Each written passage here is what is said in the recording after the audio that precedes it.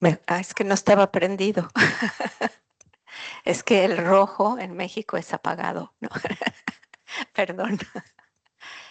Bueno, le estaba dando las gracias a las personas que estaban aquí con nosotros, a quienes hablan inglés. Una disculpa, pero vamos a tener una sesión bicultural y estaremos presentando la traducción en español en la pantalla, de tal manera que pensamos que podemos hacer esta discusión de esta manera.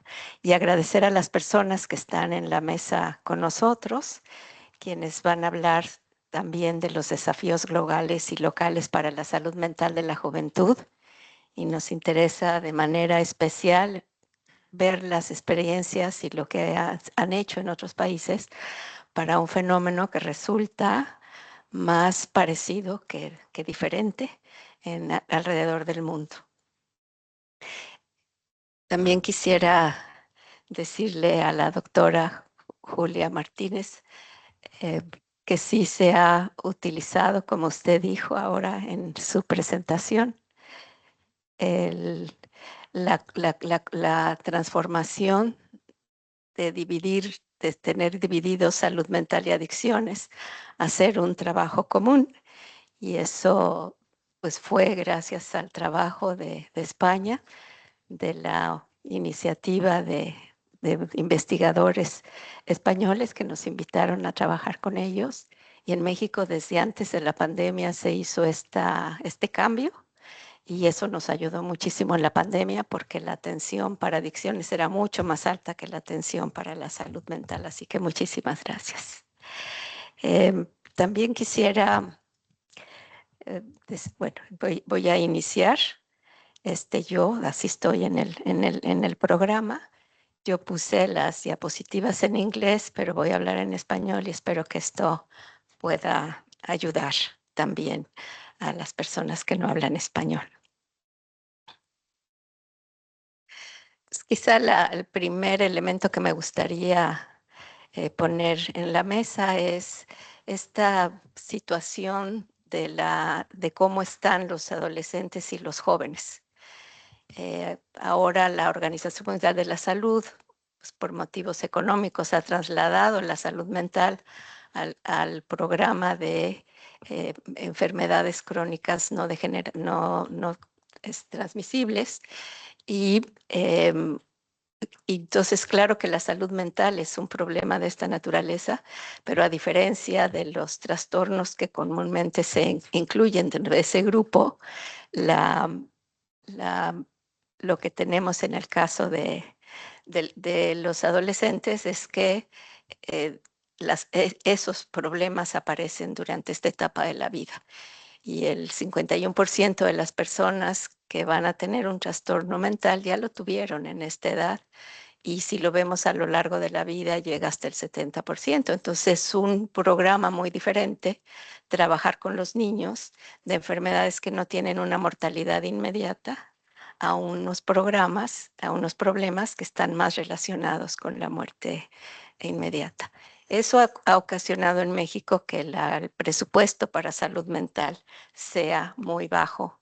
Es solamente el 2%, ahora ha bajado a 1.5% del total del presupuesto de salud. Y eso en un momento en donde tenemos una mucha mayor demanda de atención. Cuando nosotros nos comparamos con los estudios de otros países, estoy poniendo datos de dos estudios, la encuesta mundial de salud mental, que está dirigida por Ron Kessler, en poblaciones, encuestas de hogares, que tiene 29 países incorporados, y otra que es el estudio de los universitarios. Y en ambos casos España ha estado representada. México tiene donde está la flechita, en cuanto a la prevalencia estamos abajo. Lo que llama mucho la atención es que hay la edad de de las personas, en la edad en la que aparecen los trastornos es bastante igual, y por otra parte también hay una persistencia importante de lo que pasa alguna vez con lo que pasa en algún momento. Ahora, la diferencia de México con estos países es la falta de tratamiento. Y entonces nosotros estamos en el penúltimo lugar del tratamiento que se da a estos jóvenes, en este caso estudiantes, y pues eso es lo que, digamos, nos hace pensar que nuestro problema es mayor porque tenemos menos casos, relativamente porque tenemos una población muy grande que acaba siendo muchos estudiantes y por otra parte no tener el acceso a tratamiento. Entonces, en los estudios que ha habido para América Latina, de estos estudios, pero los datos nada más de los países de América Latina, lo que hemos encontrado es que nuevamente todos los países de nivel medio-bajo de desarrollo son mucho más grandes de lo que sucede en otros países con niveles altos de desarrollo, ¿no? Y la diferencia pues alcanza a ser entre 6.7 y 11.4 en los países de bajo nivel a 23% en los países de alto nivel. Y muchos de los estudiantes de estas universidades son la primera generación en la universidad. Y eso ocasiona problemas sociales importantes porque las familias se quedan sin sus ayudantes para traer dinero a la casa. Después de la pandemia eso fue mucho más importante y hay un esfuerzo muy importante de estos padres de familia que están trabajando. El principal problema durante la pandemia no era tanto la enfermedad, su preocupación más grande era que sus papás no iban a tener dinero para poderlos tener en la universidad. Ahora, obviamente, estos países de nivel bajo de desarrollo, pues tienen también falta de atención, hay mucha falta de reconocimiento de que hay un tratamiento, que se necesita un tratamiento. Por eso creo que uno de los aspectos más importantes de la enseñanza de ahora es enseñarles por quiénes son los que sí necesitan tratamiento y qué tipo de tratamiento. Andrea va a estar trabajando sobre el trabajo comunitario que sí ha estado haciendo, pero creo que en los dos casos es importante. Y saber también qué tipo de tratamiento, desde luego el estigma, la preferencia por el apoyo dentro de la familia y si hay barreras estructurales que afectan más a las mujeres. Ahora, si vemos a a todos los países juntos y vemos el caso de la deserción, entonces la pregunta es, ¿la universidad puede atender a toda la demanda?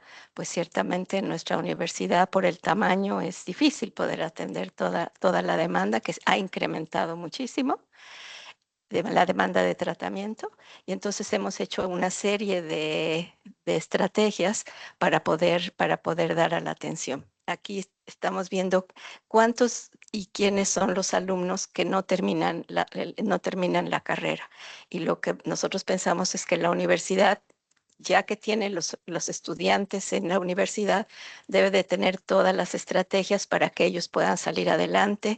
Estoy hablando de trastornos de déficit de atención, de autismo, de muchos problemas específicos en donde los alumnos no tienen los elementos por cómo se dan las calificaciones que tenemos desde luego que atender, además de a toda la población. Y lo que vemos es que digamos, los estudiantes, había un 20% de que tenían trastornos y los que los que no terminan la carrera subían a 25%. Pero cuando lo vemos por tipo de tratamiento, pues vemos que hay una diferencia grande. Y pues obviamente que la depresión en este grupo es el más importante, pero también encontramos que los estudiantes tenían una prevalencia más alta que las personas que desertaban, que no terminaban los estudios en trastornos de pánico y una prevalencia más baja de problemas de conducta. Y entonces también es importante saber a quién tenemos que dar la atención. También hemos encontrado que este, la, los estudiantes tenían una prevalencia más baja que los no estudiantes y estos eran o sea, la comparación se hizo entre estudiantes y que tenían trastornos y que no tenían trastornos de la misma edad, pero cuando teníamos otros estudiantes, estos son los no estudiantes, ¿no? Y teníamos que tenían menos en trastornos del estado de ánimo, trastornos de atención y los trastornos de conducta, que eran más importantes en los que sí habían, en los que no terminaban la carrera. También encontramos otro dato muy importante, que el 83% de los estudiantes tenían unos inicios en la prematriculación, quiere decir que cuando llegaron a la universidad ya tenían el trastorno. Y bueno, también nuevamente Andrea va a hablar un poco de quiénes son estos chicos que estaban en la preparatoria, pero tenemos este problema. Ellos entran a la universidad, los que tenían un inicio en la prematriculación, tenían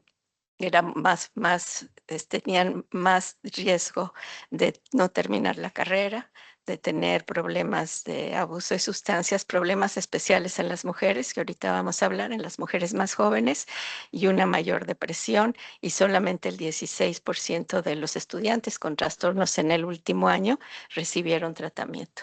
Un fenómeno que hemos encontrado en México es el problema del suicidio y desde luego también en la universidad.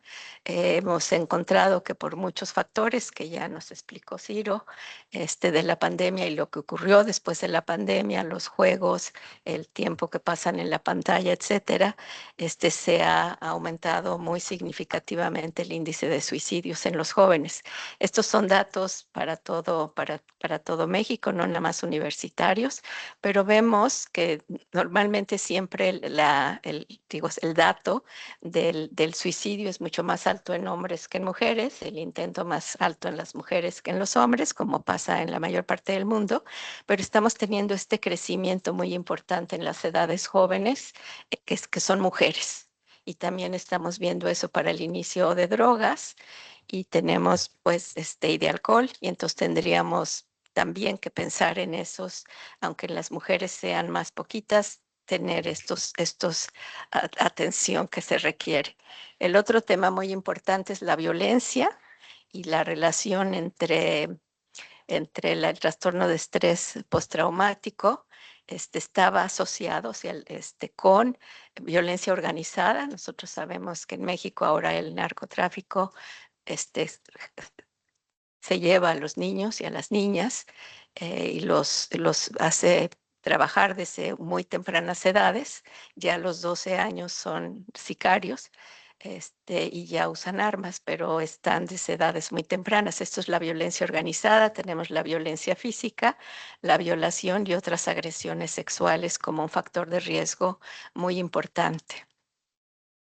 Y tenemos desde luego la hiperconectividad, que después del COVID-19 se incrementó, y esto pues ha sido algo en todos los países, y creo también que en todos los países se ha hecho esta pregunta si se debe o no se debe quitar el celular.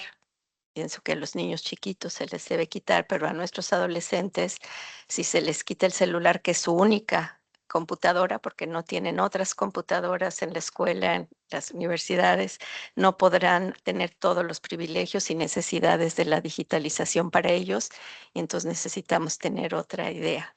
Ahora, lo que sí nos preocupa son la cantidad de chicos y mujeres que trabajan, o sea, que utilizan la inteligencia artificial como apoyo emocional, y que tiene que ver en parte con la falta de tratamiento. Este es un estudio que acaba de publicar la Secretaría de Educación Pública este año, en donde se hizo un censo de las escuelas públicas y una muestra de las escuelas particulares, y lo que encontraron es que 9 de cada 10 estudiantes reportan utilizar la inteligencia artificial como apoyo emocional. Lo que dicen es que los psicólogos los, los, este, los criticamos mucho, que la inteligencia no los interrumpe y siempre les da la razón. Entonces, creo que hay una situación que debemos, desde luego, de cuidar, pues porque no necesariamente está cuidado los orígenes de la información que ellos están siguiendo, y en las redes sociales pues pueden encontrar los resultados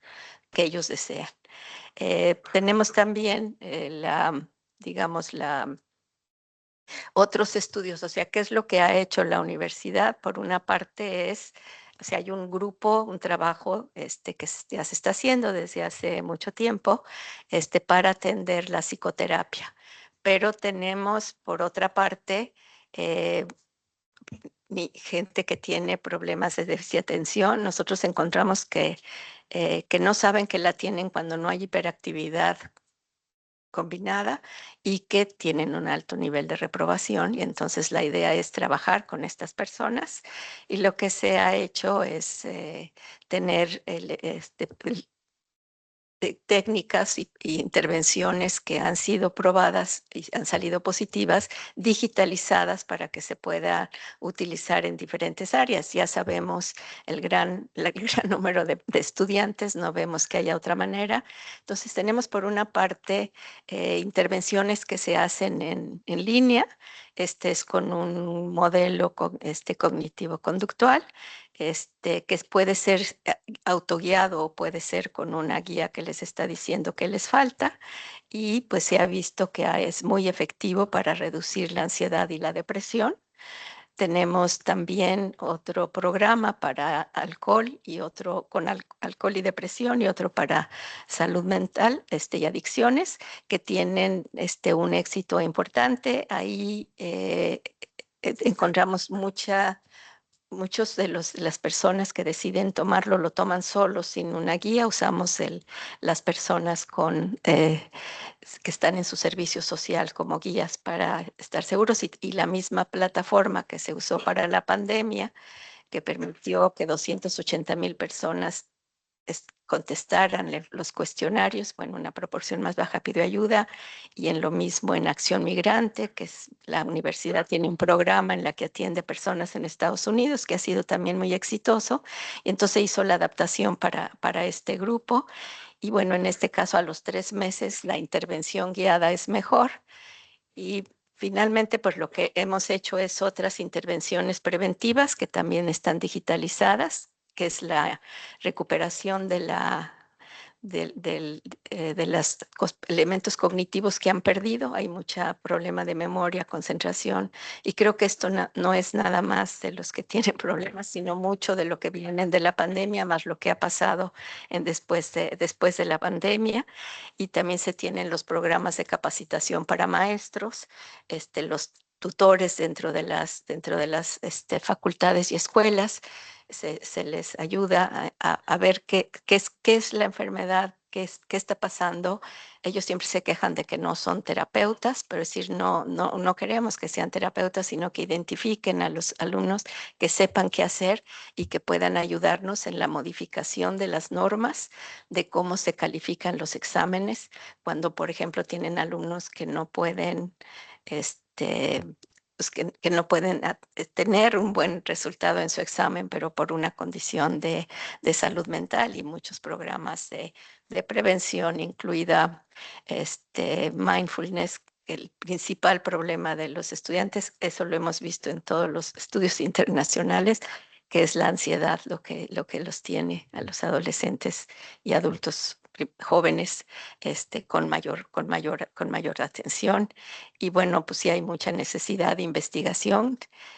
Nosotros encontramos que en México todavía tenemos más investigación básica que clínica y social, y viendo desde luego el impacto social y los trastornos que están más asociados con el medio ambiente.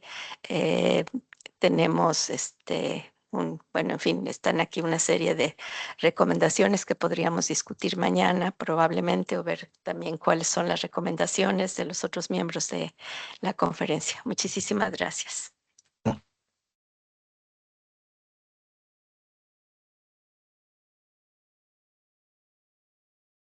Ahora le voy a pedir a la doctora Jacqueline Priego. Ella es de la universidad. No, Ok, le vamos a pedir primero. ¿Eh? Una disculpa. No te preocupes.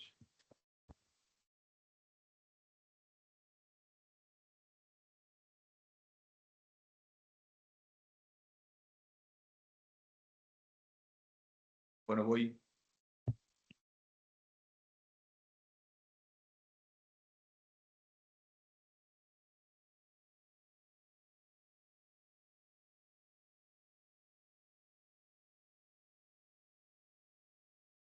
Voy agradeciendo, si os parece, así vamos ganando tiempo. Agradezco la invitación a la Universidad Nacional Autónoma de México por la organización, a la Universidad de Sevilla por tenernos aquí, y también quiero agradecer a la presencia in extremis de la directora general Trinidad Ruiz Molina, que es la directora general de la Consejería de Salud y Emergencia, de Sanidad y Emergencias de la Junta de Andalucía, directora general de Cuidados, Atención Sociosanitaria, Salud Mental y Adicciones, ¿no? La persona que realmente dirige todo lo que es la salud mental en Andalucía, ¿no? Con lo cual yo creo que le da mucha solidez a la reunión. Y Trini, gracias por hacer este esfuerzo de última hora, por venir a esta reunión, que yo creo que el marco que se ha planteado es excelente, ¿no? Desde un marco universitario creo que es importante, ¿no? El abordaje colaborativo e integrado de todas las instituciones que se han nombrado, y que creo, presento desde aquí, sí, gracias.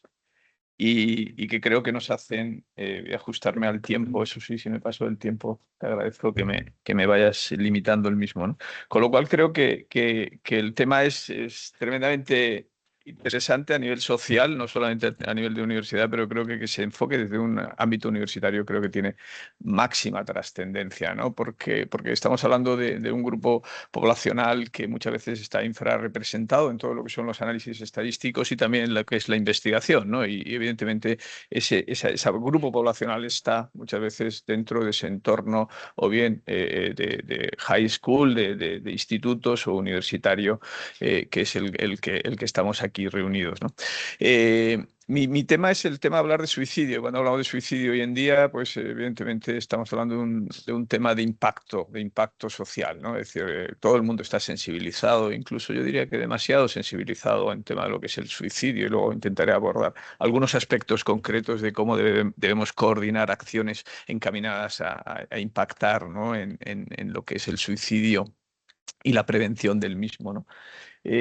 Pero quiero destacar la trascendencia que tiene el que lo hagamos focalizando el suicidio. Se ha hablado ya algunos datos, ¿no? La ponente anterior ha hablado del suicidio en esta población, ¿no? ¿Y por qué es relevante esta población? Primero el suicidio, no voy a entrar en lo que es el suicidio general, evidentemente la complejidad, la multidimensionalidad, lo poliédrico, ¿no? De lo que es el fenómeno del suicidio, y la escalada que estamos viendo a nivel social, a nivel nacional o a nivel mundial, ¿no? Es decir, que realmente estamos ante un problema de salud pública. Pero cuando hablamos de adolescentes, se multiplica, esto es más complejo, esto tiene mayor escalada en los últimos años, y además asocio un adjetivo, que es que el fenómeno es más desconocido porque sabemos menos, porque este grupo de población muchas veces es más, no tenemos esa investigación en este grupo de edad, no tenemos la investigación, ellos son menos proclives a buscar ayuda, y cuando entendemos qué ocurre en estas edades, son edades mucho más influenciables por el entorno, es decir, que ese fenómeno complejo se complejiza un poquito más y nos hace que sea más difícil abordarlo. Y esto lo vemos en nuestra realidad del conocimiento, y desde ese conocimiento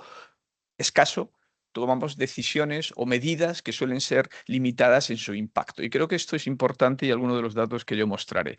Los datos son los que son.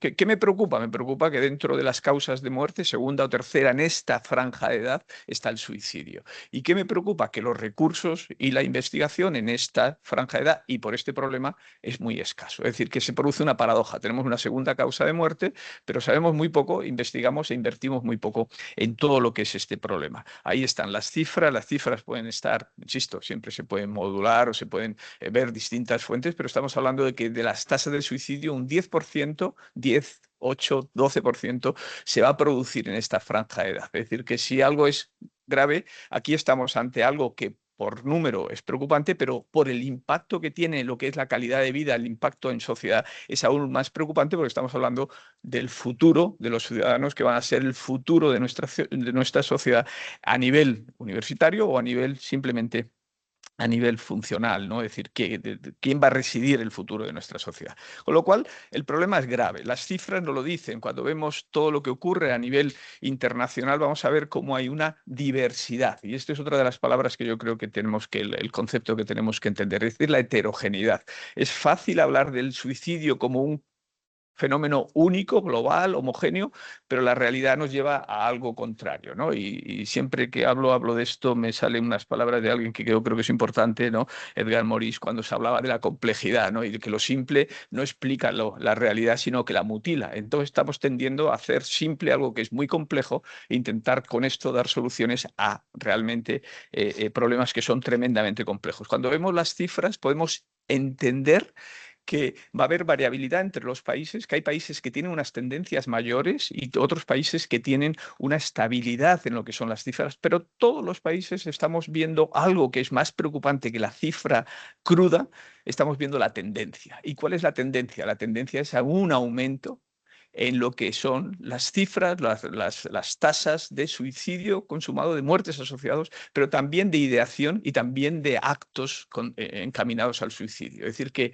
más que el corte transversal, que es preocupante, algunos de los datos que nos han dado, a mí lo que me preocupa es la tendencia. Y esa tendencia la podemos ver por países, lo podemos ver por zonas, las podemos ver por regiones mundiales y va a haber variabilidad, ¿no? Que es importante el que lo analicemos. No es el momento de analizarlo. Vamos a ver cómo, por ejemplo, en países el sudeste asiático está subiendo, qué modelos o qué mediadores o moduladores de la conducta suicida pueden estar más representados en esas zonas o cómo se está modulando más o se está controlando ese crecimiento, esa tendencia en los países del sur de Europa, por ejemplo en España, en Italia, es decir, las cifras de suicidio aumentan, pero aumentan mucho menos que aumentan en Hong Kong o que aumentan en Japón o incluso en Australia. ¿Qué ocurre con esos factores que pueden ser moduladores o mediadores?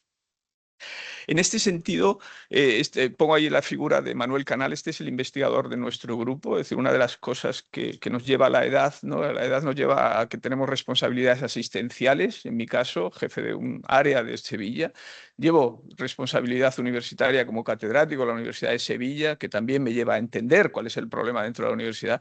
Tengo mi responsabilidad de investigación y lideramos investigación a nivel epidemiológica nacional de cuáles son esas cifras que estamos viendo en la progresión a nivel nacional y esto lo lleva este investigador, Manuel Canal, de nuestro grupo de investigación, persona referente y con publicaciones a nivel internacional. Y también mi último gorro que me pongo es el de coordinador del plan de salud mental, de las personas que tienen que tomar decisiones de cuáles son las medidas a implementar para poder impactar en alguna de estas cifras. Y luego diré la complejidad que tiene todo esto.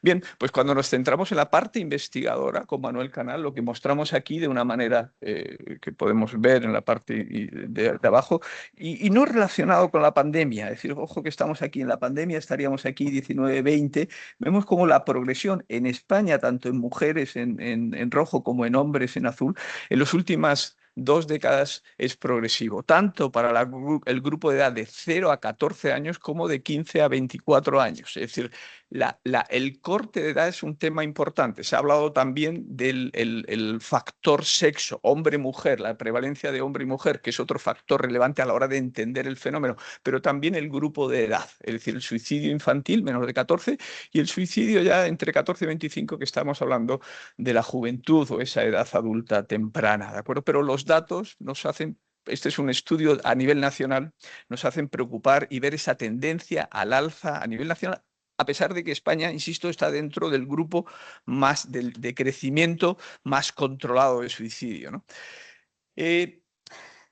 Bueno, estos son los datos, ese es el problema. El problema es un problema que yo creo que nadie le quita gravedad ni es capaz de limitar, que tenemos que poner recursos y ponemos esfuerzos en entender. Y para entender tenemos que buscar cuáles son las causas asociadas. Y aquí empezamos a complejizar absolutamente todo esto, ¿no? Es decir, ¿qué ocurre detrás del fenómeno suicidio? Lo primero es diferenciar entre lo que son los suicidios, las muertes por suicidio, lo que puede ser una ideación suicida, que es donde está el gran aumento que estamos viendo, mayor que las muertes por suicidio, que están aumentando, la ideación o la planificación. Y debajo de todo esto, en este gráfico, aparece algo que es trascendente, que ya se ha hablado también y que seguramente va a salir durante toda la jornada, que es el tema del bienestar. El bienestar emocional, el bienestar de nuestros jóvenes, ¿no? Que sería como la base de esa pirámide que va aumentando de este modelo en iceberg, en iceberg, donde al final está la muerte, pero la muerte es por suicidio, pero que en medio aparecen estos otros dos fenómenos y que cada uno de estas categorías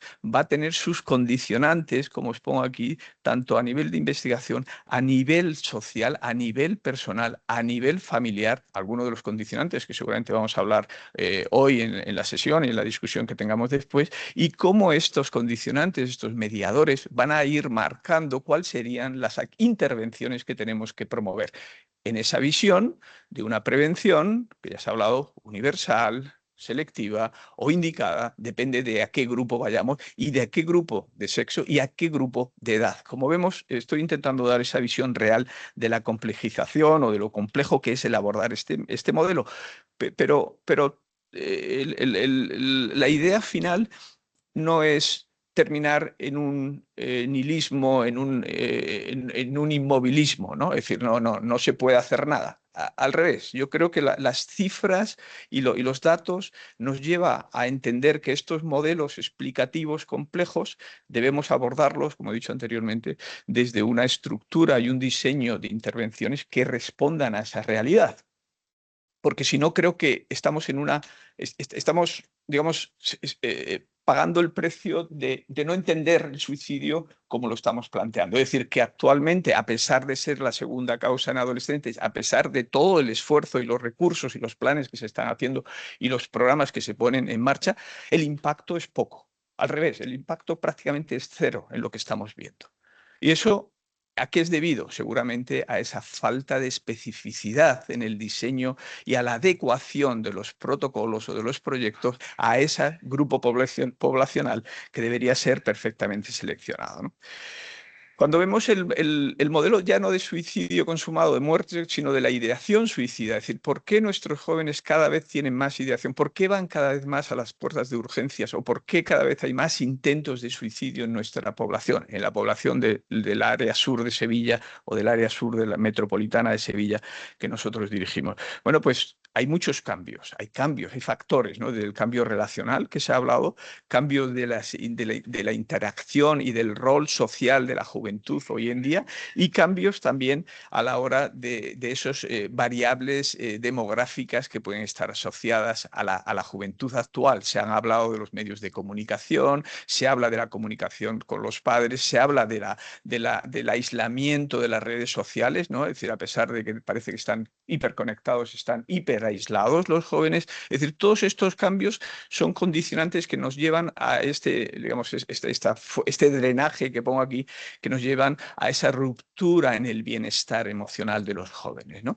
Esto es una realidad y se va a hablar en alguna de las ponencias que me van a seguir en esta sesión y que nos llevan a que haya o que pueda ser un modelo explicativo de cómo esas ideas de suicidio, que en esa pirámide que les mostraba anteriormente está por debajo o por encima de lo que es la pérdida del bienestar, pero por debajo de lo que son los intentos de suicidio y el suicidio consumado, pero que realmente está fundamentando esta situación de la juventud o de los adolescentes que los ponen en riesgo de tener estas ideaciones y de cometer estos factores, ¿no?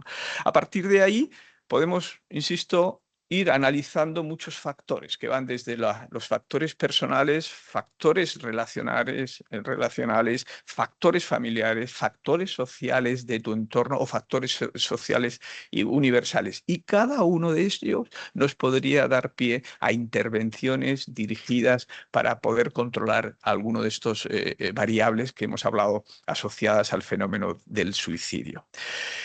Cuando hacemos estos análisis de alguno de estos factores, estos son datos que todavía no están publicados, que estamos en preparación, y dividiendo entre hombres y mujeres, incluyendo factores como la riqueza, el acceso a la sanidad, el desempleo, factores externos y factores personales, como puede ser la presencia de problemas de salud mental, somos capaces de ir viendo en cada una de esos grupos de edad, insisto, son trabajos datos no publicados todavía, pero ya sí que analizados, donde en azul vemos dónde están los factores significativos para determinados grupos de edad y determinado sexo. Es decir, nosotros ya estamos intentando aproximarnos a esta complejidad siendo capaces de atomizar la realidad, es decir, de buscando esos factores asociados que nos permitan plantear acciones directivas a esos factores y que puedan estar o que puedan tener un impacto, insisto, sobre un grupo de población en determinada situación de riesgo, ¿vale? Estos son unos mapas que son interesantes de ver, son los dos mapas. El primero es un mapa los dos varían en la parte de la edad, ¿no? Este es en edades jóvenes y en edades menores, ¿no? En edades infantiles.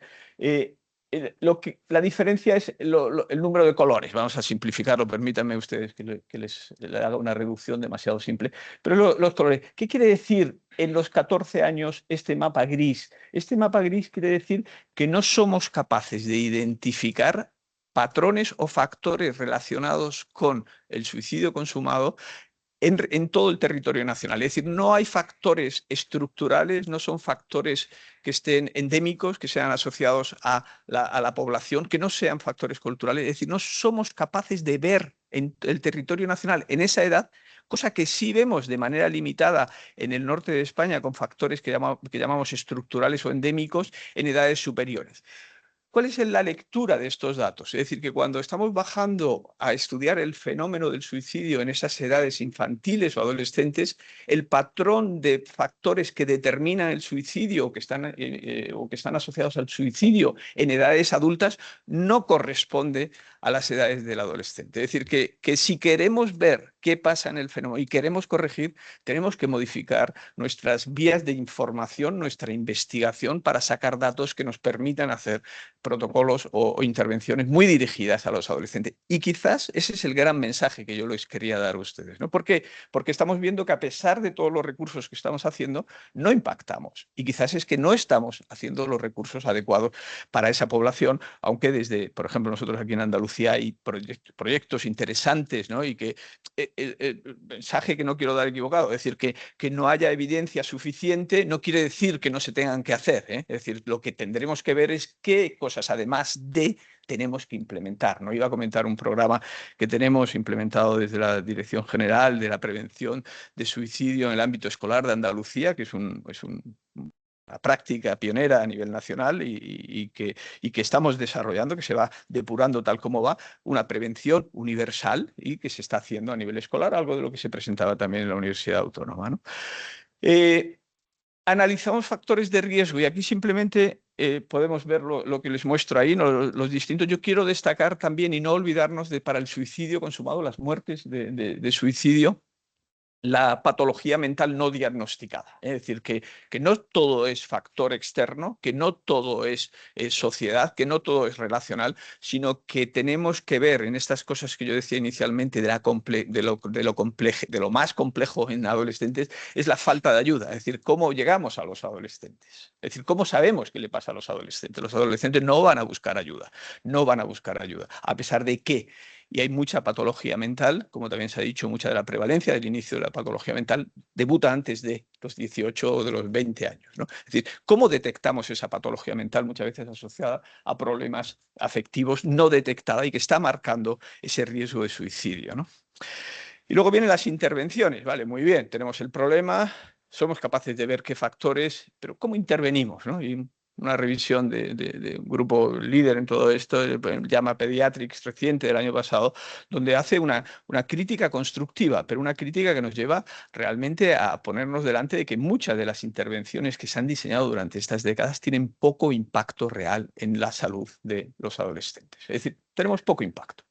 Y creo que tenemos que partir de esto, porque eso es una posición crítica que nos permite ir creciendo en la línea, que es contrario a decir, bueno, lo estamos haciendo bien y esto no se puede hacer nada, error, o al revés, es decir, vamos a seguir perseverando en lo que hacemos, aunque no tenga impacto. Es decir, esos serían dos errores y el error o la posición constructiva que ellos plantean y que creo que es la que debemos compartir, es decir, bueno, sabemos que estamos llegando poco, sabemos que tenemos que seguir en esta línea, pero ¿cómo podemos seguir investigando y analizando para desarrollar líneas que realmente tengan mayor impacto, ¿no? Estos son bonitos de leer, ¿no? En qué es lo que, en cómo diseñamos esas intervenciones.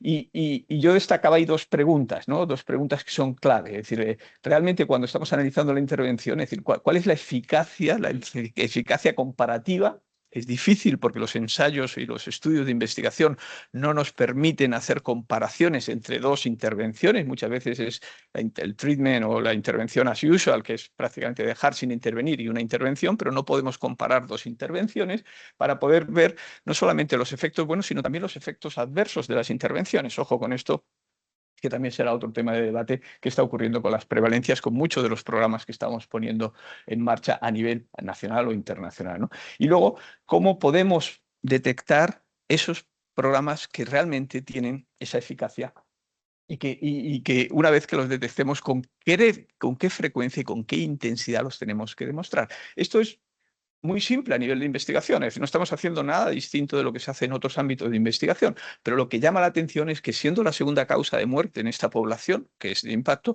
no se desarrollen estas investigaciones o realmente pongamos esfuerzo y recursos por avanzar en el conocimiento del fenómeno y cómo podemos corregirlo, ¿no? No voy a entrar en todo este detalle, seguramente ya estoy casi fuera de tiempo, pero destacar, ¿no?, que podemos hacer intervenciones en todos estos niveles, con estos tres niveles de prevención que ya he dicho anteriormente y que está recogido en literatura, y que si alguien o si queréis luego algo de mi conocimiento, que no los conozco todo en detalle, podemos discutir o podemos ver qué es el impacto que tienen cada uno de ellos, ¿no?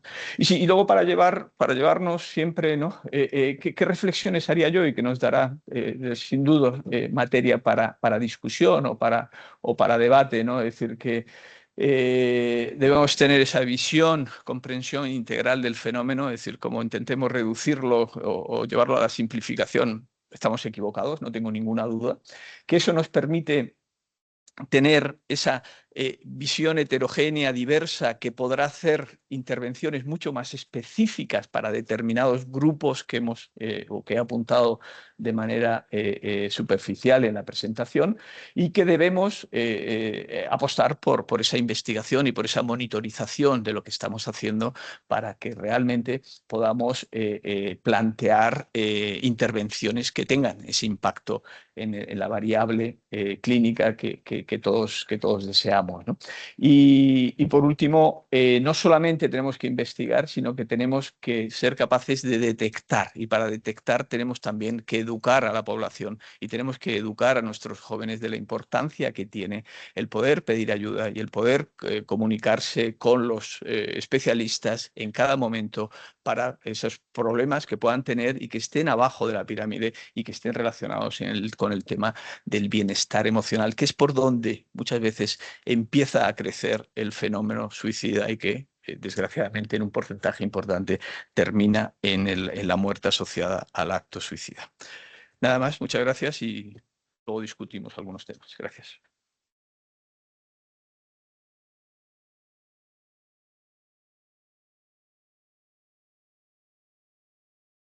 Yes. Muchísimas gracias por... Esta es una web que tenemos de educación para adolescentes, una web de nuestro hospital y de la Universidad de Sevilla, que se llama Mentescopia, donde hacemos toda divulgación de información de salud mental para los jóvenes. Me cargamos de información. Esto surge, voy a robar un minuto para hacer una promoción de nuestro trabajo. Es decir, esto surge de cuando empezamos a pensar en cómo nos comunicamos con los jóvenes. Estamos hablando de los jóvenes. Entonces, cuando nosotros publicamos en Llama, bueno, listos, publican en Llama, publicamos en European Psychiatry, publicamos... Nuestros adolescentes leen las... No, nos entrevistan periódicos, nos entrevista la Canal Sur, nuestros adolescentes ven... No. ¿Cómo llegamos a ellos? Entonces montamos un programa que es un programa de divulgación de salud mental para adolescentes financiado por la Fundación Española de Ciencia y Tecnología. Llevamos 5 años generando contenidos para adolescentes con TikTok, con música, para que llegue la información a los adolescentes. El programa se llama Mentescopia y si entran ahí van a ver todos los contenidos que seguimos activos y renovando para que les llegue a ellos la información que creemos que de otra manera no les llega. ¿De acuerdo? Nada más, ya no hago más promoción.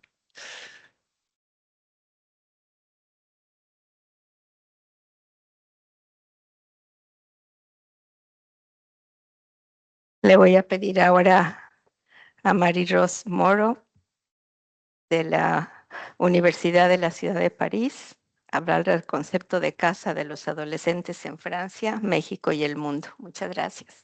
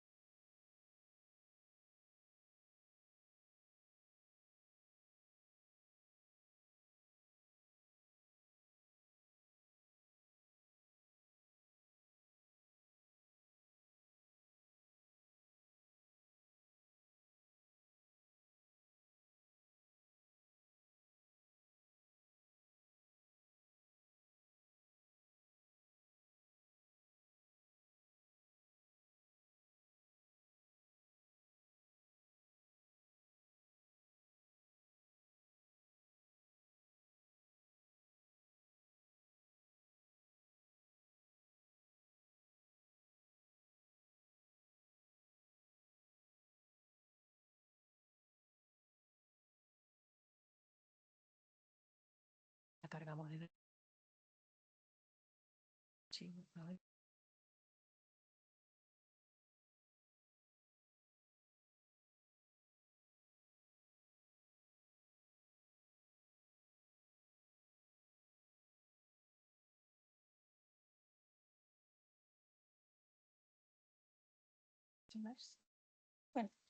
Bueno, me voy presentando. A ver si lo podemos abrir. Buenos días. Encantada de estar con ustedes en este bonito seminario del UNAM aquí en Sevilla y con también la representación, la directora general de la salud de Andalucía y todos vosotros. Como lo ven, tengo un acento muy particular, voy a hablar en español, pero tengo un acento muy particular porque soy hija de inmigrantes españoles en Francia, catedrática en la Universidad de París en psiquiatría del niño, del bebé, del niño y del adolescente, y mi especialidad es la psiquiatría transcultural, es decir, cómo integrar en la salud los aspectos culturales, sociales, lingüísticos, y por eso estos temas de hoy son muy importantes para nosotros. Entonces, ya mis colegas y amigos María Elena y Benedicto ya han dado muchos datos sobre estos aspectos de salud mental de los adolescentes, y yo hoy la propuesta que les quiero hacer es de hablarle de un concepto de salud pública para qué podemos hacer, ¿no? Porque esto es algo internacional. La salud mental de los jóvenes es un problema. Muchas gracias. Es un problema muy importante. ¿Perdona?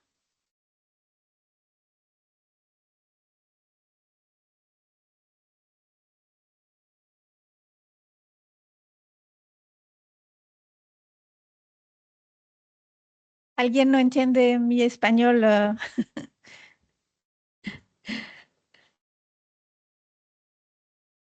Adelante.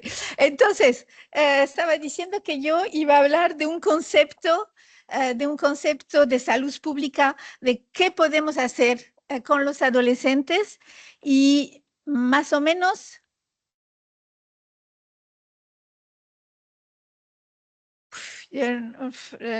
Bueno, le voy a poner entonces otra presentación en inglés, pero voy a hablar en español. No me he preparado y no, bueno, puedo hacerlo, pero realmente, bueno, puedo hacerlo si quieren ustedes, pero no es muy bueno. Si quieren que lo haga en inglés, entonces, o ponemos la otra más sencilla y se puede traducir, con la de antes. Vamos a cambiar el archivo y si no, lo hago en inglés. Lo puedo hacer en inglés, pero tengo que prepararme en la cabecita. Bueno, entonces, porque había puesto otras cosas que cuando vi, pero es igual, si el otro funciona, está muy bien. Bueno, entonces, ¿qué podemos hacer? Eso es una pregunta que nos hicimos en Francia al nivel de la salud pública.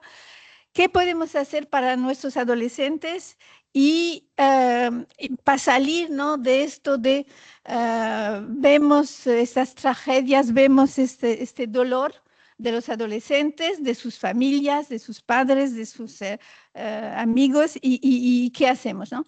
Entonces, hace un poco más de 20 años en Francia, el presidente de la República nos pidió a un representante de la sanidad, que era yo, y a un representante de la educación nacional, que era Brisson, nos pidieron de hacer una evaluación de todo lo que se podía hacer para los adolescentes en Francia, con algunas experimentaciones que habían empezado, y en el mundo. Sí, entonces vuelvo ya. ¿Está bien? Vamos, gracias. Otra vez lo hago en inglés. Entonces, una investigación, evaluación, comparación internacional de qué se hace para el bienestar y la salud de los jóvenes y qué se puede hacer más, como una pregunta, como una cuestión clínica, política y de sociedad, ¿no? Y también con una preocupación que era la importancia de todos los actores en este campo, es decir, los padres, los profesores y todos los que trabajan en la escuela, pero también con los adolescentes de una manera o de otra, ¿no? Entonces, el informe nos preguntaba, ¿no?, cómo educar, cómo prevenir, cómo ser benevolente con estos adolescentes y cómo curarlos, ¿no? Entonces, este informe, después de un año de trabajo con muchísima gente que trabajó en muchos campos, lo voy a hacer rápidamente, hubo 10 propuestas, ¿no?, para cambiar algo en la salud de esos adolescentes y en particular en la salud mental. Entonces, no los voy a decir todos, pero bueno, solo decir que el plan que se propuso hace 22 años tenía acciones, ¿no?, sobre la salud, que es en el medio, sobre la escuela, que es lo que hay arriba, y sobre familias y nivel social, ¿no? Entonces, primero, le voy a dar algún ejemplo en cada nivel. Por ejemplo, en el nivel de la salud, pues había 3 propuestas. Una es que cada joven en su tarjeta escolar, vamos a decir, y cuando son los jóvenes menos de 14 años, los padres también pueden acceder a todo esto.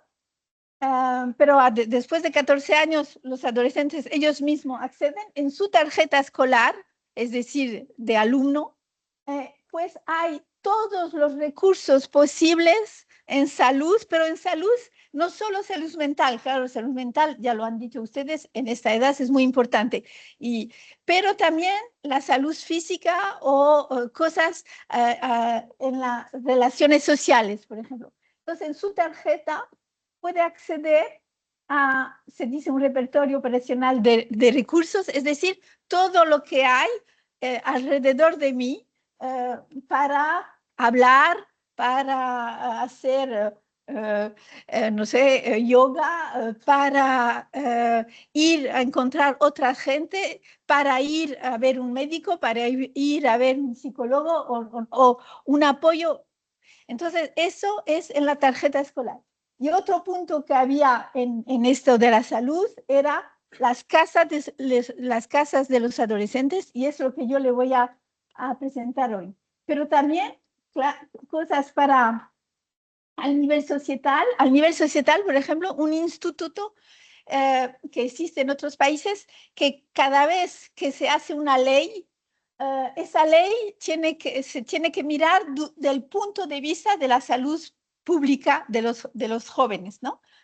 Y otro punto, por ejemplo, en la escuela es posibilidades, bueno, organización de una vez por mes, los de la sanidad y los responsables de la escuela se tienen que ver para poder compartir problemas que pasan en la escuela. Bueno, eso era el plan general y así lo ven, ¿no? Los jóvenes, las familias, la protección de los niños, las escuelas, las universidades, el sistema de salud, ¿no? Un sistema muy integrado.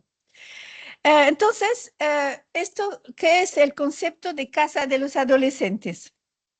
Entonces, es la idea que... se ha ido. Es la idea, a ver.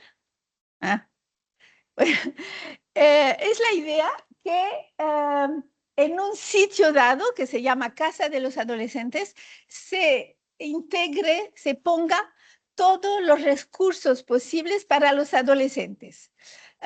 Todos, es decir, salud física, salud psicológica, psiquiátrica, educación, deporte, bueno, todo lo que se pueda hacer, ¿no? Todo lo que se puede hacer de manera específica para la edad de adolescentes. La teoría es que es de 11 a 25 años, ¿no? Por ejemplo, yo he montado una casa de adolescentes que se llama Casita, tengo ahora otra que se llama Maison de Solène en París, y en la mía solo vamos de 11 a 18, porque tenemos tantas demandas, tantas, que no podemos abarcar hasta los 25. Pero es la idea, ¿no? Entonces, un sitio que esté organizado no con los médicos, la escuela, los deportes, no, está organizado solo con la idea que es para los adolescentes, ¿no? Entonces, primero, la idea es que es para los adolescentes, por ejemplo, esa es la que tenemos nosotros ahora en París, en el centro de París, y le quería enseñar la organización, como los principios de una casa de los adolescentes. Entonces, específico para los adolescentes, una acogida incondicional, es decir, la casa siempre está abierta de 8 de la mañana a 8 de la tarde, y se puede venir sin cita. Quiere decir que un adolescente que se siente mal, tiene miedo, tiene angustia, o solo no puede comer, o come mucho, no sé qué, puedes venir y te van a acoger. Y si quieres, no das el nombre, si quieres dar tu nombre, pero si quieres no lo das, porque algunos adolescentes, por ejemplo, han sido un adolescente ha tenido una violación, ha tenido algo, cosas muy graves, y no quiere decir su nombre.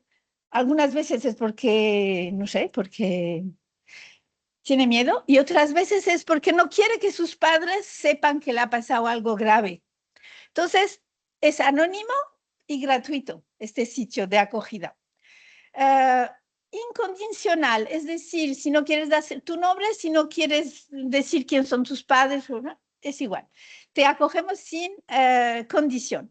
¿Y por qué en este concepto hay una acogida incondicional? Es porque sabemos, todos aquí sabemos que los adolescentes son muy impulsivos, ¿no? Mismo cuando van a tener un momento de sufrimiento grave o menos grave, pero en este momento no pueden esperar, ¿no? Si le dices ven mañana o ven dentro de un mes, ya eso no tiene sentido de un punto de vista del sufrimiento y del punto de vista del funcionamiento de un adolescente. Entonces, puedes venir a la hora que quieras. Bueno, nosotros solo podemos por el día, pero en algunas, en las casas de los adolescentes, por lo menos todo el día tiene que estar abierto y sin cita.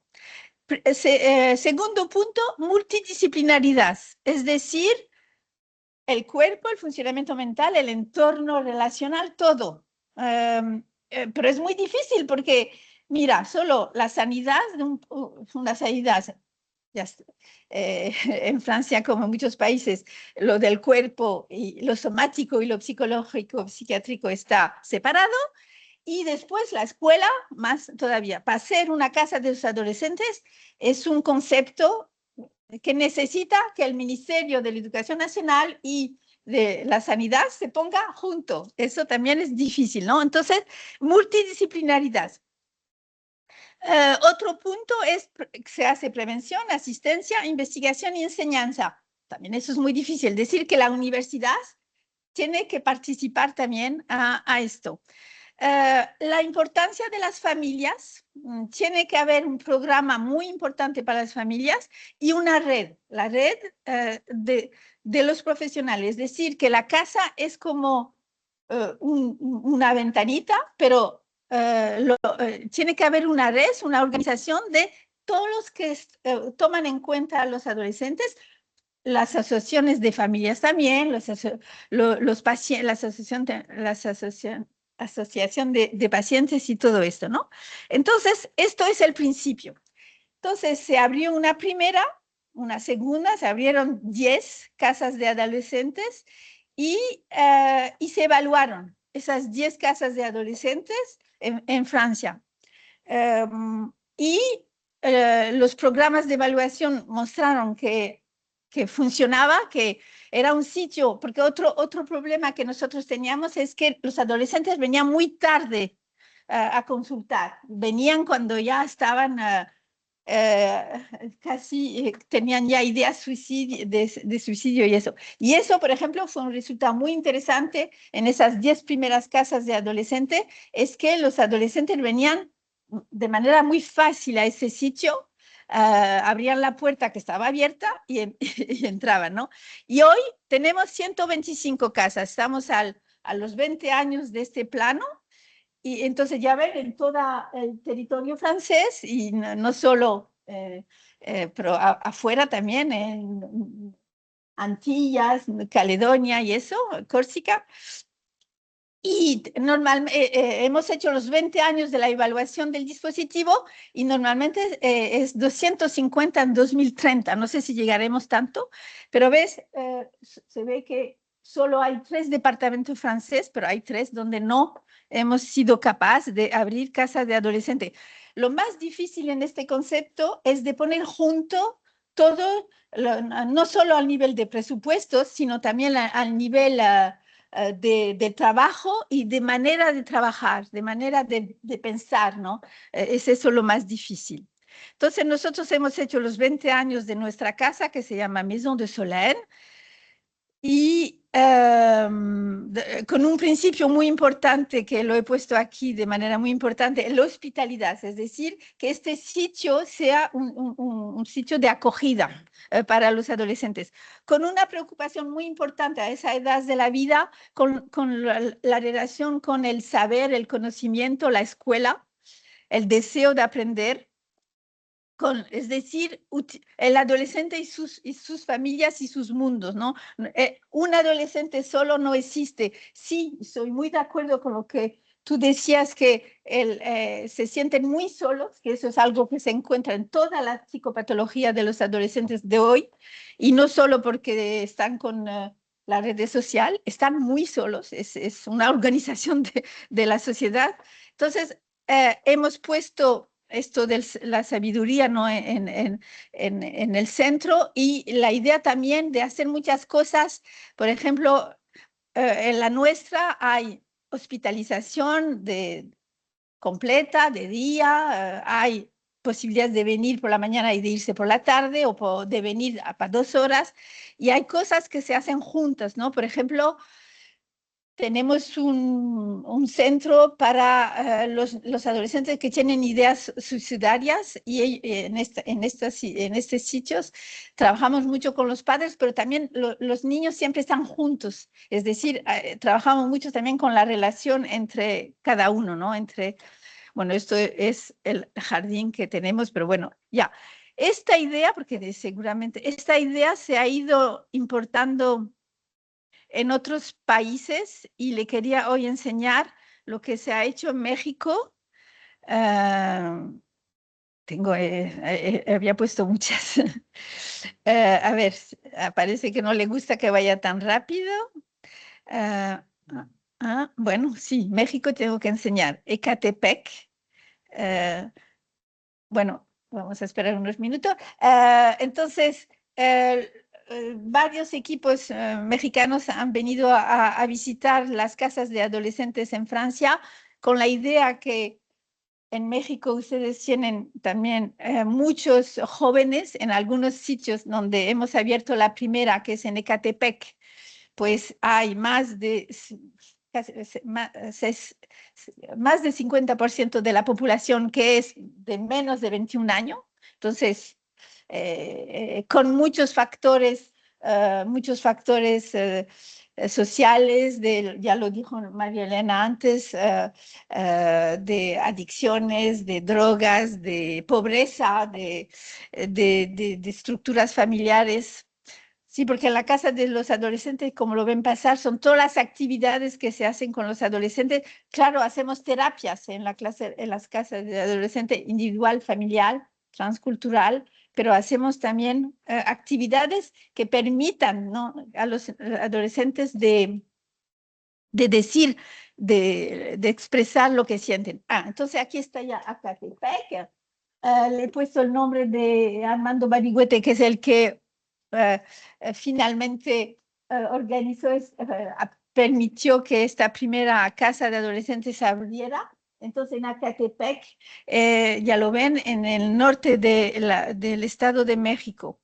Entonces, hubo 2 etapas. Primera etapa, un estudio hecho en México sobre las necesidades de los jóvenes al nivel nacional y al nivel de Ecatepec. Hubo una primera firma de carta de intención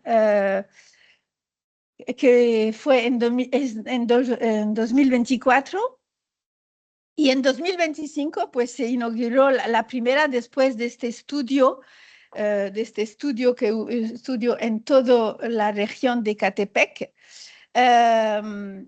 y con los mismos principios, ¿no? Es decir, acogida sin cita, multidisciplinaridad, y en esta casa de los adolescentes no hay hospitalización completa, como hay en la mía, por ejemplo, pero hay muchas cosas, muchas actividades, muchas consultas, muchas terapias. Aquí está el artista que dibujó y es el día de la inauguración. Aquí ven niños, adolescentes que ya están dentro, y los mismos principios, ¿no? Acogida, sí, incondicional y actividades para los adolescentes, para las familias, para los educadores que pueden venir o los profesores que pueden venir con los adolescentes o solo a pedir ayuda, ¿no? Y varias propuestas. Por ejemplo, aquí le he puesto una que es la coordinación de la casa.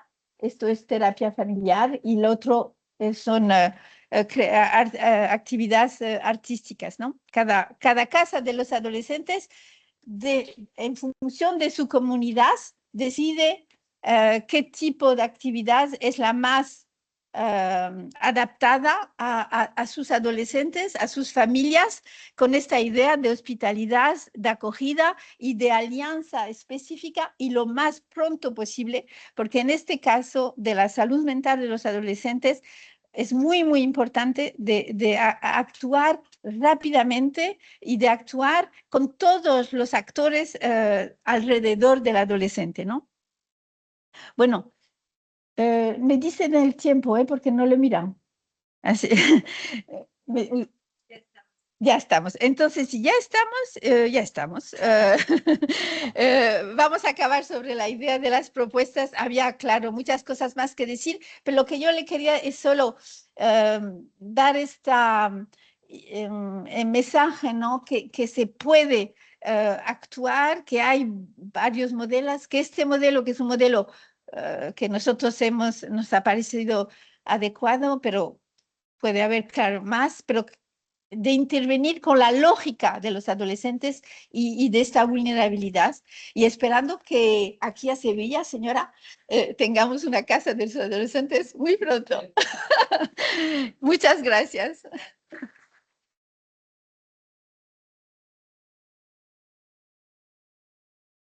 Muchas gracias. Mañana tendremos oportunidad de analizar más las posibles colaboraciones.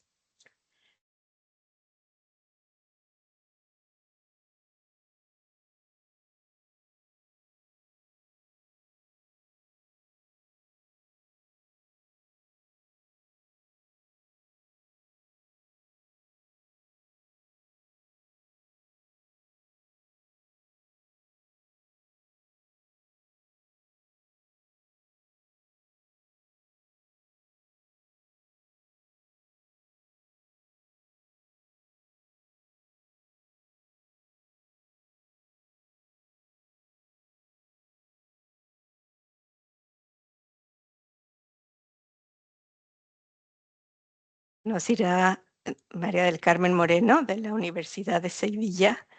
Va a hablar del bienestar emocional de los y los adolescentes en España, algunas reflexiones sobre la socialización del género y sus consecuencias. Muchísimas gracias.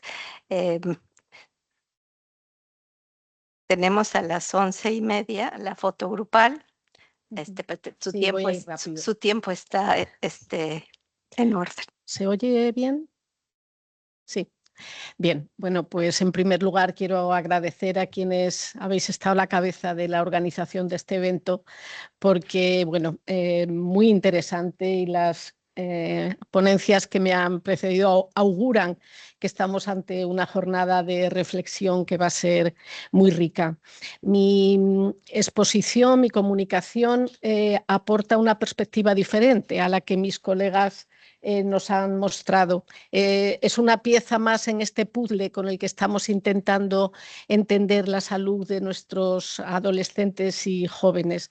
Digo que es una postura o una visión complementaria porque primero, fundamentalmente porque no nos vamos a centrar en población clínica, sino que nos centramos en la población normativa de lo que son los adolescentes escolarizados de 11 a 18 años.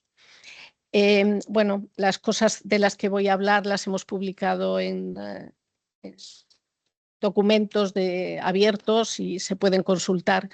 Y lo que yo voy a intentar en mi comunicación es responder a 3 preguntas, ¿no? ¿Qué es ser niña y adolescente en la tercera década del siglo XXI y en un país como España? ¿Nos debe preocupar la salud, el bienestar de nuestras niñas? ¿Dónde está el origen de las dificultades que muestran nuestras niñas y adolescentes? Empezamos por la primera, que es ser niña y adolescente en la tercera década del siglo XXI. Y lo que me gustaría destacar en primer lugar es que nuestras niñas llegan a un mundo en el que hay una sensibilidad y una conciencia de sus necesidades específicas, cosa que no ha ocurrido en momentos previos en la historia. Por ejemplo, con mis alumnos a veces hago un ejercicio de repasar, de analizar la representación que hay en el arte, en la pintura fundamentalmente, ¿no?, de la infancia y la adolescencia. Y bueno, pues se ve como en épocas anteriores de la historia nuestros niños eran vistos como adultos, pero en chiquitito, ¿no? Y este análisis de las necesidades específicas, como digo, se presta a que ninguna de esas necesidades, tanto de tipo físico como de tipo psicológico o emocional, no es privativa de ningún género, y lo que nos encontramos en general, como digo, es que nuestros niños y niñas llegan a este mundo en un contexto en el que formalmente hay una total igualdad, un reconocimiento completo a la igualdad entre los géneros. Sin embargo, como iremos viendo a lo largo de esta exposición, y ahí me permito hacer un spoiler, a pesar de ese reconocimiento formal de igualdad de derechos, nuestras niñas llegan también a un mundo lleno de contradicciones para ellas, ¿no?, donde hay riesgos y amenazas que son específicos. Por lo tanto, la siguiente pregunta que queremos hacernos es si nos debe preocupar la salud en términos de bienestar de nuestras niñas y adolescentes. Y para ello, bueno, mi idea era basarme en 4 estudios, pero bueno, haré referencia a todos ellos, pero me voy a centrar fundamentalmente en el segundo, en el estudio HBSC, Health Behavior in School Age Children, que es un estudio internacional.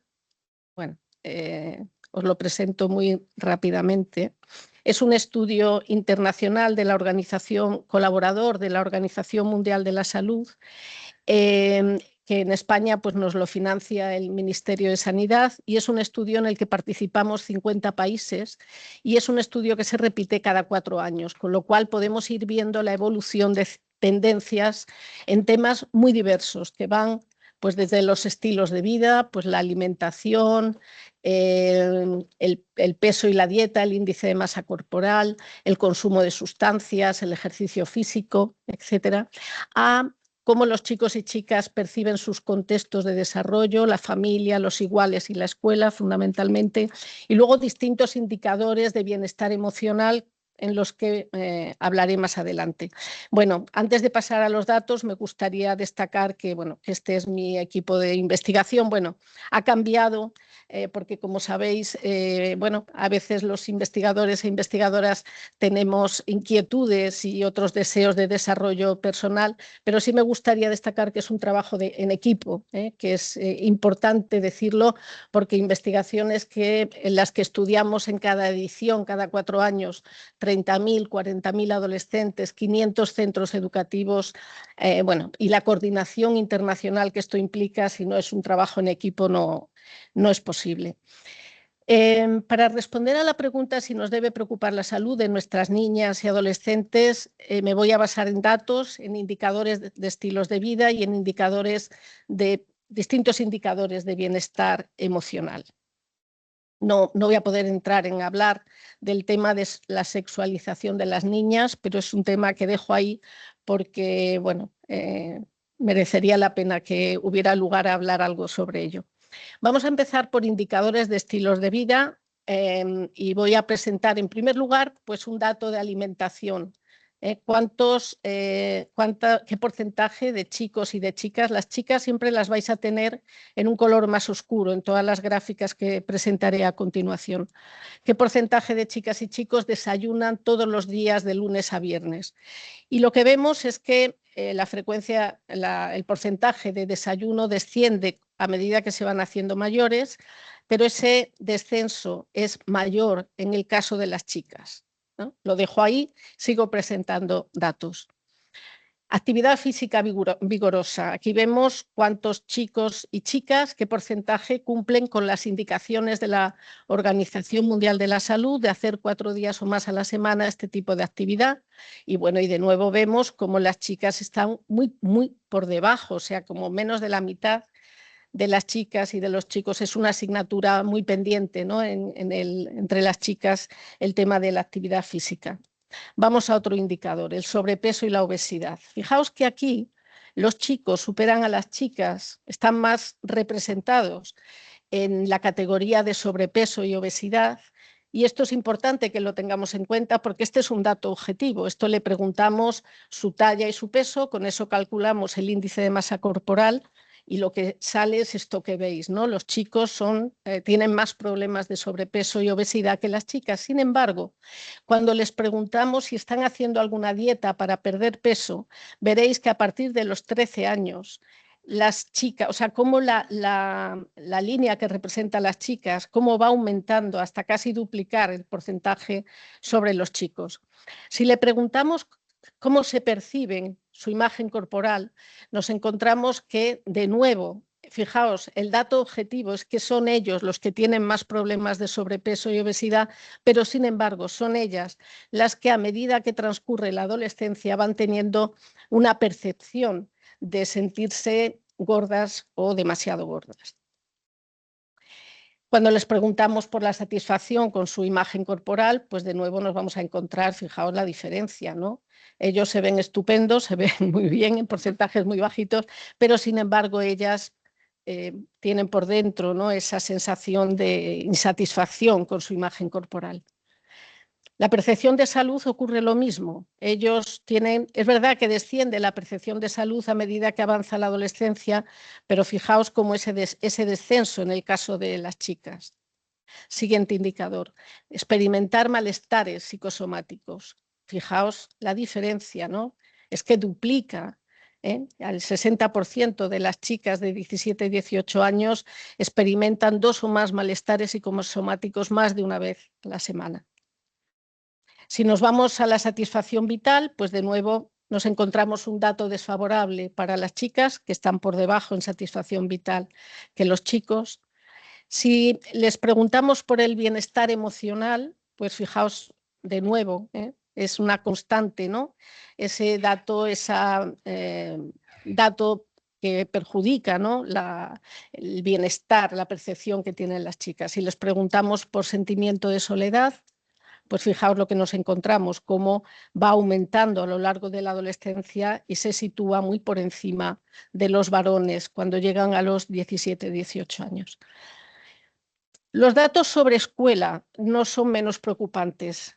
Fijaos cómo cuando les preguntamos por estrés escolar, fijaos cómo a los 11, 12 años los valores de estrés, de vivencia, de agobio escolar son, bueno, más o menos parecidos en chicos y chicas, pero fijaos cómo al transitar a lo largo de la adolescencia, cómo esto se va haciendo muchísimo más marcado hasta el punto de nuevo de que en bachillerato duplican el sentimiento de estrés escolar las chicas a los chicos. Bueno, he querido, sé que íbamos mal de tiempo, pero he querido meter un dato de tendencia en estrés escolar porque me parece muy relevante.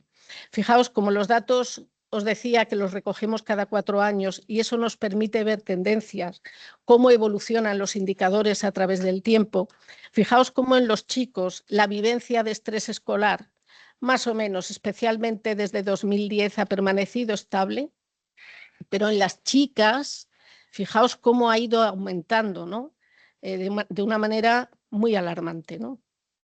Las chicas estudian más, las chicas tienen más miedo al fracaso, más estrés escolar, lo que suponemos que les lleva a orientarse a actividades académicas en las que se sienten más seguras, que curiosamente son aquellas que están más tipificadas por género, las que la sociedad catalogamos como femeninas, tienen más éxito que ellos, pero sin embargo se perciben como menos eficaces. Fijaos el retrato que vamos poniendo, ¿no?, de la situación de nuestras adolescentes, de 11 a 18 años. Por eso decía que en este puzzle que hemos ido presentando en esta mesa, la peculiaridad de estos datos es que están hechos con población normativa, no es población clínica, es población normativa.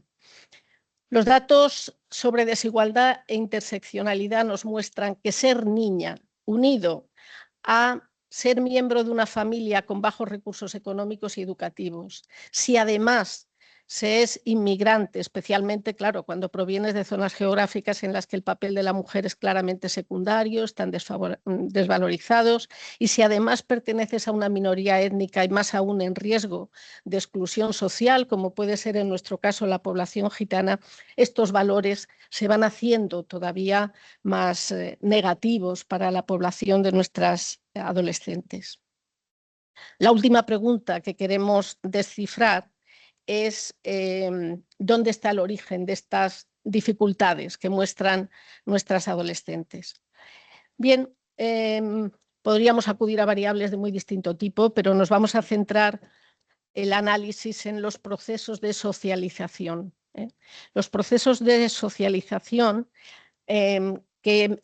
cómo a través de la educación, de los mensajes, a veces explícitos y a veces subliminales, pero muy, muy eficaces, nuestras niñas van interiorizando mensajes que son además muy persistentes, ¿no? Es decir, tanto la familia como los iguales, como la escuela, como los medios de comunicación, como el entorno sociocultural, a través de las mismas técnicas, ¿no? El reforzamiento directo, indirecto, positivo, negativo, el aprendizaje observacional, el modelado, en fin, a partir de todas estas experiencias que les vamos ofreciendo desde los distintos agentes socializadores, las niñas van interiorizando las nociones culturales del género y van haciendo una representación de cómo sentirse como niña, como adolescente, como mujer en la actualidad, en este mundo de hoy. Voy simplemente a destacar uno de los componentes de este proceso de socialización, y tiene que ver con cómo explicamos el éxito escolar y el fracaso escolar en niños y en niñas. Cuando decimos que un chico tiene éxito escolar, decimos es muy listo. Es que fulanito tiene muy buenas notas, es muy listo. Es decir, damos una explicación en términos de capacidad. Cuando eso mismo tratamos de explicarlo en una chica, la explicación la centramos en el esfuerzo, saca muy buenas notas, es que estudia mucho, es muy estudiosa, se esfuerza. Cuando tratamos de explicar el fracaso escolar de un chico, lo hacemos fundamentalmente sobre la base de la falta de esfuerzo.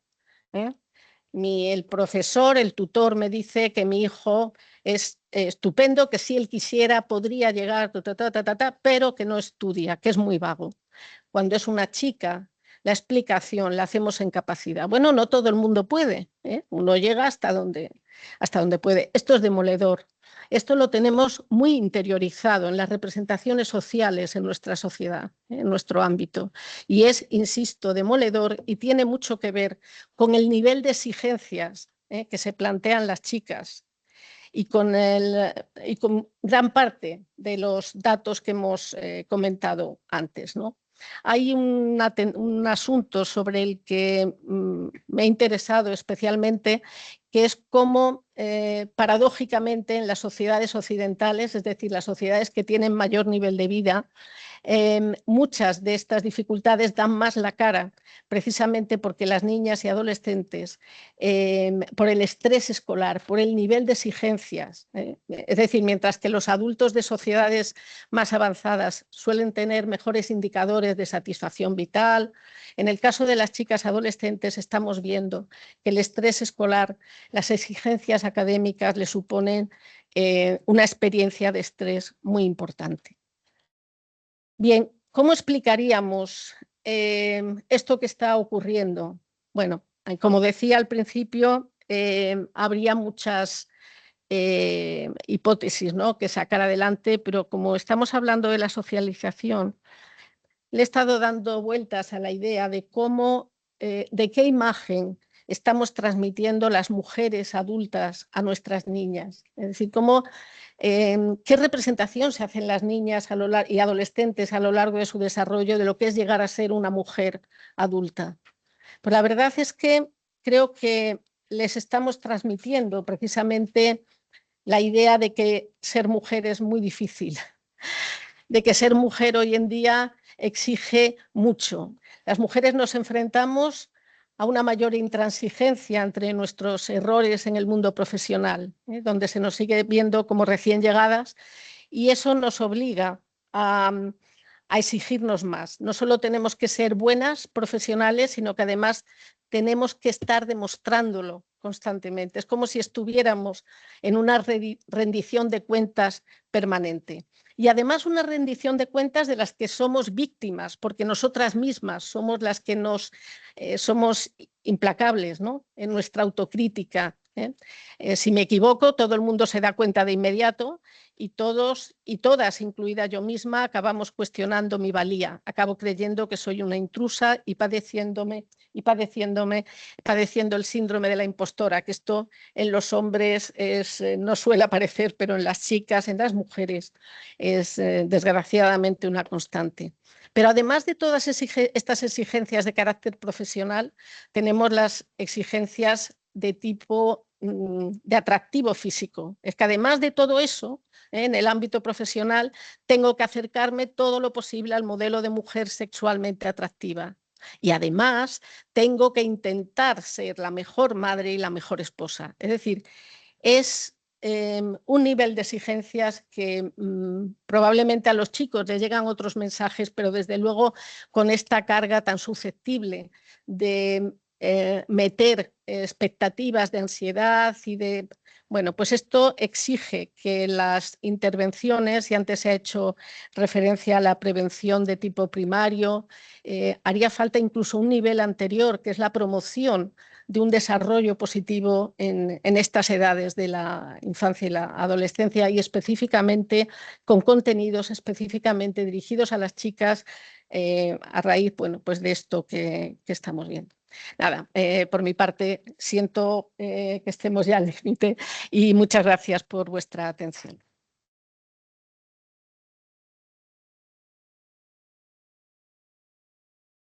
Muchísimas gracias por su tan interesante conferencia. Mañana seguiremos discutiendo sobre estos elementos tan relevantes. Y podríamos tener una pregunta de algunos de ustedes que quisieran tener, y los contestaríamos al final una pregunta a cada uno de nosotros, si les parece bien. Nos han dado unos minutos para luego ir a la foto.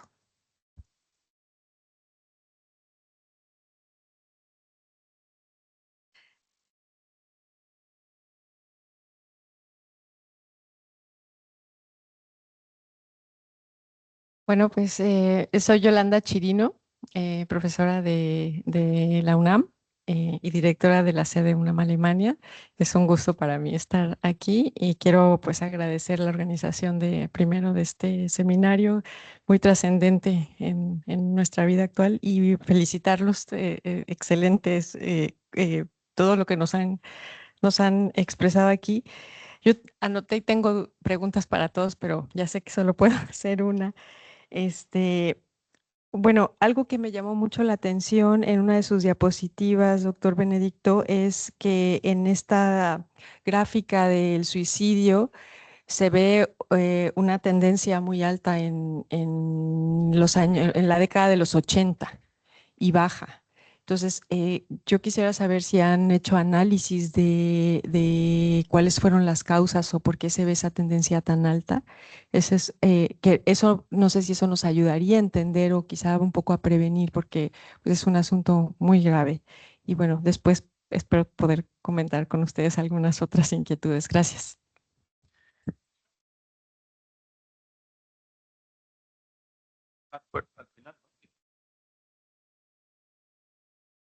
Hago mi pregunta también. Hola, ¿qué tal? Yo soy Ana Moreno, soy profesora investigadora de la Facultad de Psicología en la UNAM. Y mi pregunta es para Mary Ross, de las casas de adolescentes que nos estuviste platicando. si nos puede decir un poco más de las actividades específicas o cómo las tienen catalogadas para conocer más el tipo de intervenciones que hacen.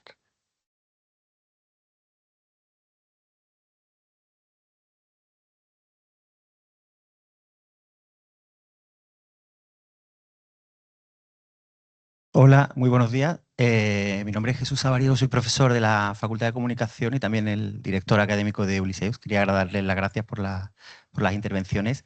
Yo trabajo con comunicación digital, trabajo con redes sociales y, bueno, ha sido un abanico súper amplio, ¿no? Las cuestiones que han planteado esta mañana, pero quería saber, quizá más Carmen o Benedicto, qué opinión tienen, pues, sobre todas estas cuestiones que tienen que ver, Carmen quizá con la manosfera, con todo este tipo de roles que se asignan, y Benedicto quizá pues en torno a la exposición a redes sociales o adicciones, si puede ser un factor también a tener en cuenta. Gracias.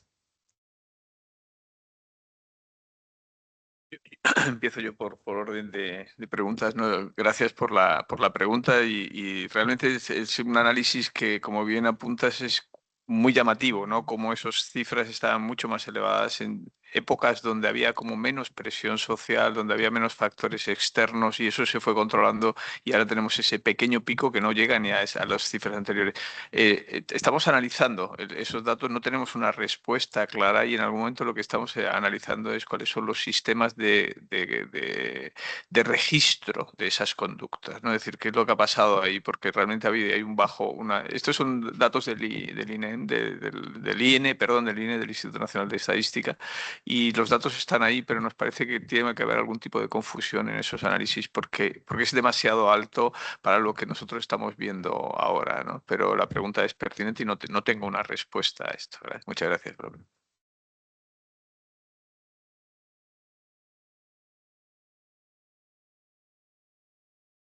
En relación con lo que preguntaba sobre las redes sociales y el uso de Internet, lo que encontramos en la investigación es que hay diferencias también de género, en el sentido de que, primero en el uso, los chicos tienden a hacer un uso más centrado en juegos y en apuestas, por ejemplo. Las chicas suelen estar más centradas en los contactos sociales a través de las redes, ¿no? Lo que implica las relaciones, ¿no? El manejo de las relaciones.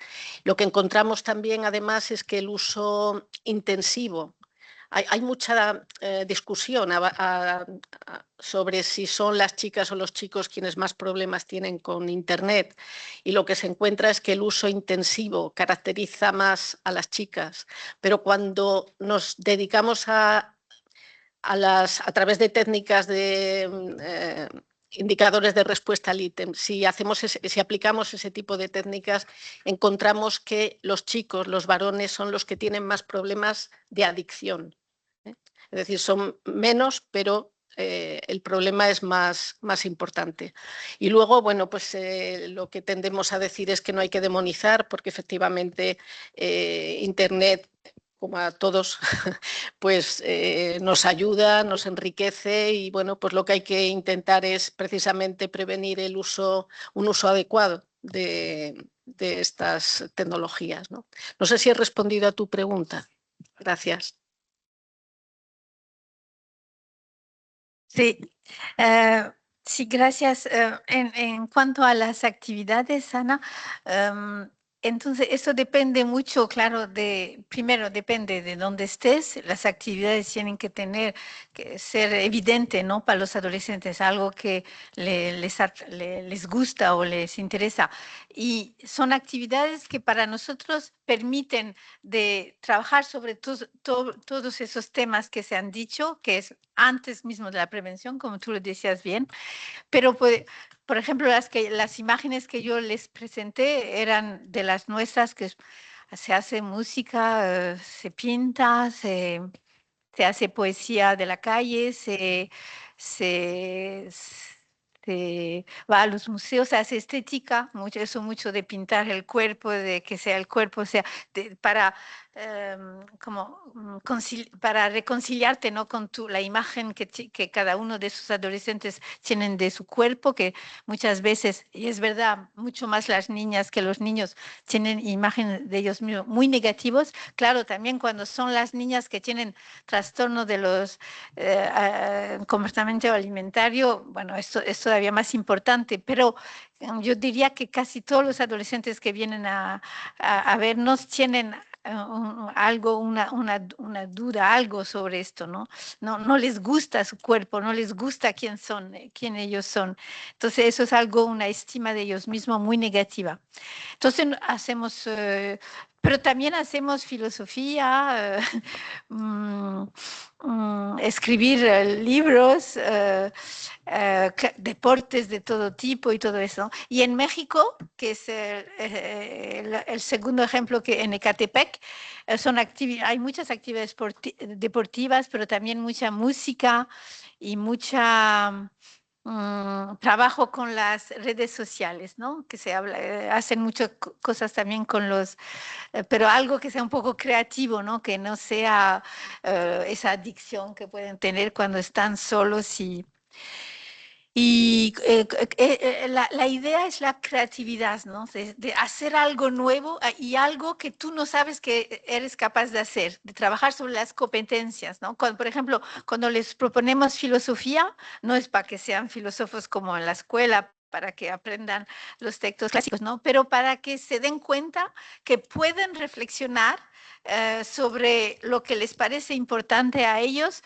de la vida, de los otros, de la relación. Y en otros países, porque ahora se está abriendo una en Marruecos, pues todavía son muy diferentes, ¿no? Claro, eso tiene que ser algo que tenga que ver con la comunidad.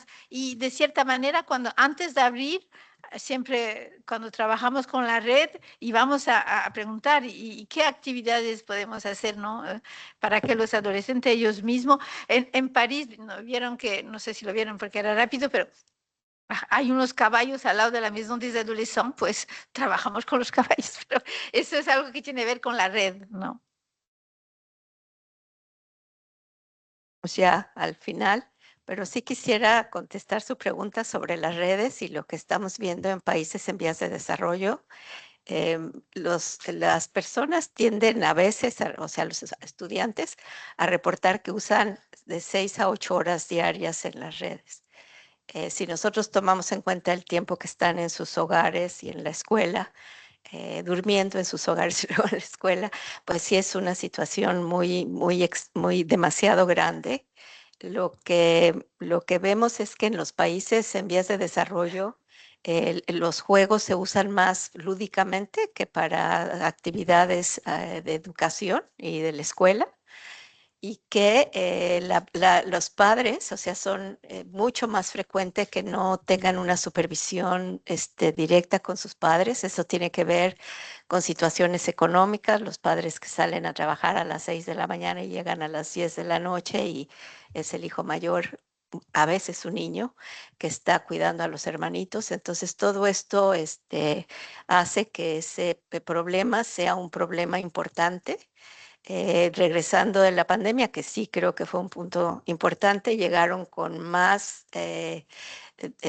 pues no sé si de llamarle dependencia, pero con más acciones del juego, con dificultad para dejar el juego, con enojo porque les quitan el juego sus papás.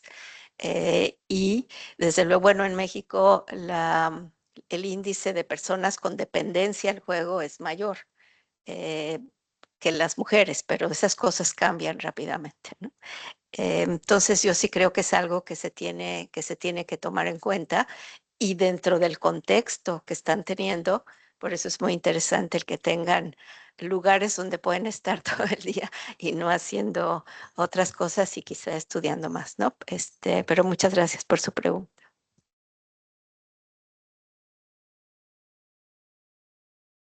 Muchas gracias por esta excelente presentación. Muchísimas gracias a quienes organizaron este tema. Me parece que nos dejan muchas preguntas, que nos dejan también muchísimas posibilidades, o sea, positivas. Y eso creo que lo vamos a discutir mañana y veremos pues qué situaciones podemos incorporar. Muchas gracias a todos.